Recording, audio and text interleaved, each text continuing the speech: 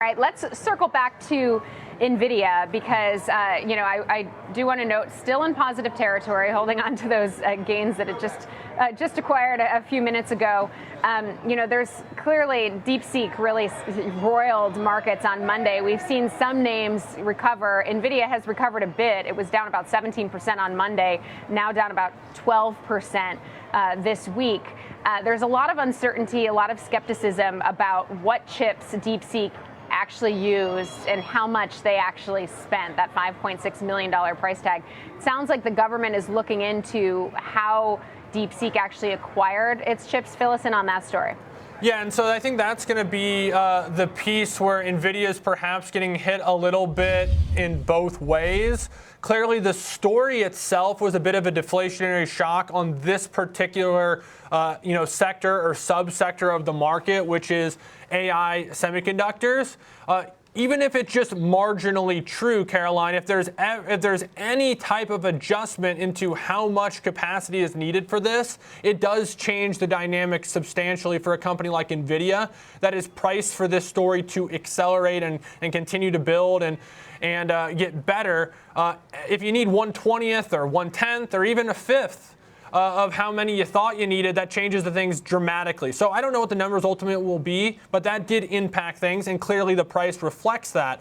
Now, there's a question now. One is how much of that story is ultimately true. Of course, we don't know yet. And the second piece is, how did they get these chips? Because they're not supposed to be selling them to these companies based off of current restrictions. And it looks like they're investigating, to your point, some sort of intermediary third party through Singapore. And if that channel gets locked down in some way, that could be net negative for a company like Nvidia too, because those are still sales that are happening. But those sales won't necessarily need to happen if ultimately that third party doesn't have a place to sell them in the end. So that's sort of the downside of these restrictions, is it almost like creates a black market of sorts where, if there's a demand for these products, they're going to find their way there eventually anyways. But that's a story for another day. I did see another headline that the CEO of Nvidia is planning to meet with Donald Trump today. So the president meeting with Nvidia, perhaps both of these topics will be discussed. And so that might be something to monitor if you're watching Nvidia today. If any of those headlines or a readout for how that meeting goes does hit the newswire, I would expect it to have an impact. So, Alex, just final takeaways as it relates to Nvidia specifically with DeepSeek. Obviously, there's still a lot of question marks around that. The analyst community is still very bullish on Nvidia, 90% buy ratings, but it is now 18% away from all-time highs. So does DeepSeek at this point fundamentally change the game for Nvidia from what we know? Well, I don't know that DeepSeek specifically does, but what DeepSeek might be highlighting could. And what DeepSeek highlighted is you can maybe do this with 5% as much of these chips as some of these other models. And if that's the case, it's a win for consumers. It makes these things cheaper for R&D. It's a win for the hyperscalers that are buying up all this capacity. Even if they continue to buy the capacity, they can do more than what they initially thought. And for Nvidia, it's perhaps a little bit alarming just simply because this has already been a really, really nice performer over the years. It's gone from relative obscurity to the biggest company on the planet just a few days ago. It perhaps has real risk if this story changes in any way, not even to the dramatics of what this DeepSeek model might be highlighting. And so, stocks don't move 20% one day from a $3 trillion market cap unless there's at least some real worry from investors. And I think that's what was highlighted early in this week. I don't know what will happen, but there's real concern.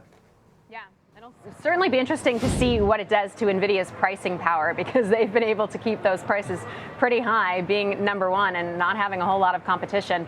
All right, still a lot to be determined. Alex Coffey, thanks so much.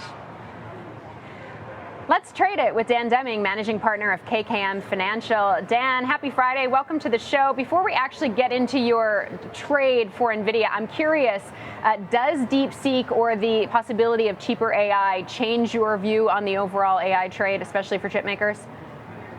A little bit, yeah, and I think the market has been hesitant about the valuations, Caroline. When you look at where Nvidia has been trading for really the last 6 months, I mean, has it made new highs a couple of times? Yeah, but when you look at the range from July to now, we're basically trading where we were in July at different points, or at least in the middle to the second half of the year last year. So it's been a sideways price action for Nvidia for the better part of the last 6 months. Again, albeit at a higher range, but you know, the price action isn't something that's really overly compelling as far as you know, when you're seeing the other names in the sector and other parts of the sector continuing to maintain upward momentum. So that's a bit of a hesitation for me when you look at Nvidia, at least here going into the first half of this year. Couple that with, I mean, Alex couldn't have laid it out any better. I mean, he really hit the points I think that are key as far as the macro points, not so much just DeepSeek, but the idea of what could evolve if you continue to see, you know, the evolution of the AI space and efficiencies, and you know, is something that again, I think that we're having a hard time processing because the change is so fast. So you know, so this DeepSeek thing certainly caught the market off guard, and I think it's still got more impact in the market just from a concept standpoint, not so much as DeepSeek in and of itself. Okay, so if it still has more impact to come, and as you point out, Nvidia basically trading at the same level that it did on July 16th, if my chart reading is correct. Good job, how would you approach trading a name like Nvidia? Also, given the fact, I know this is longer term, but analysts are sticking with their $175 price target. Agreed. So yeah, so this, I mean, it's an interesting setup here, Caroline, and I think that there is some opportunity here when you look at it from a trade example standpoint. You know, we got earnings of February 26th, so just about a month away, and so you know, I think one opportunity here is because the implied vols are so high because of the big price swings.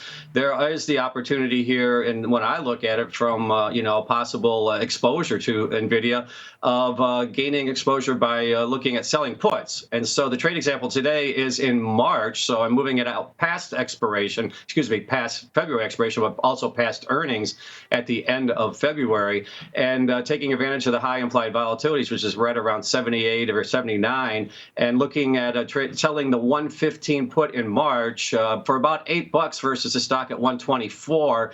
That's about a 6.5% return over the next 2 months, and again, it gives you the opportunity to get put in the stock around 107.